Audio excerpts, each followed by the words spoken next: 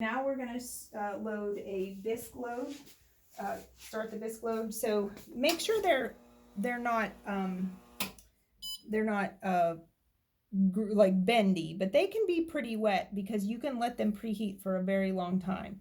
These are all pretty bone dry, but yeah, you want to be pretty dry, pretty darn dry. Okay, so now you're going to always go with stop first and then cone fire. So now we do want to preheat a long time. I usually do 36 hours because the kids' work is thick and it just needs a long time to preheat. Now we're going to go 05. Very important. The bisque is 05. It's much cooler. Enter, and your speed is also going to be slow. We want everything to go slow with the bisque fire.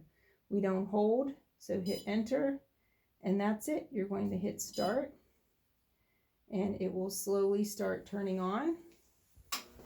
Make sure you turn on the fan, the little switch over here, and close the lid.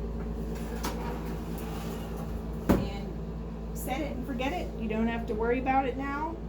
And you can open it up when the temperature goes back down to around 200 degrees. Okay, stop.